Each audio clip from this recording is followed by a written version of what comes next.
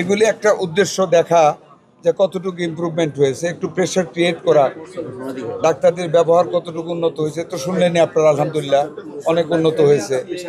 আর যেটা আরেকটা যেটা মানে এমনিও তো আরেক কদিন আগে এসে গেছি, 2 দিন আসছি।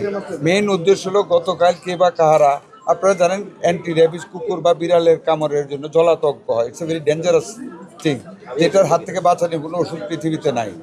কাজে এটার জন্য ভ্যাকসিন আছে, সেই ভ্যাকসিন পর্যাপ্ত পরিমাণ শর্ট হয়ে গেছিলো। আমরা পর্যাপ্ত পরিমাণ ভ্যাকসিন প্রত্যেকটা হসপিটালে গ্রাম থেকে শুরু করে সব জায়গায় দিয়েছি।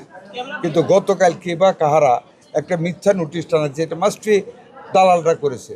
নোটিশ লাগাইছে এখানে ভ্যাকসিন নাই, রুগীরা আতঙ্কিত হয়ে গেছে, যারা কুকুরে কামড় খেয়ে এসেছে তারা তখন বাইরে থেকে 500 টাকা দিয়ে নিজের টাকায় ভ্যাকসিন কিনেছে এবং সেটা আমাকে ইনফর্ম করেছে যে আপনার এখানে ভ্যাকসিন নাই, আমরা নিজের টাকায় ভ্যাকসিন কিনেছি, এটা হওয়ার কথা না। ওইটার জন্য আজকে বিকালেই জেনেছি, একজন লোক বলেছে আমাদের একটা পিয়ন জেনে ডিজি সাহেবকে নিয়ে এখানে এসেছি সত্যতা দেখার জন্য। এটা জানার পরে হসপিটালকে জানানি যে নোটিশ কে দিছে, কে বা কাহারা হসপিটালের নোটিশটা সরাই দিয়ে এখন নোটিশ লাগাই দিয়েছে ভ্যাকসিন আছে, আসলেও ভ্যাকসিন আছে।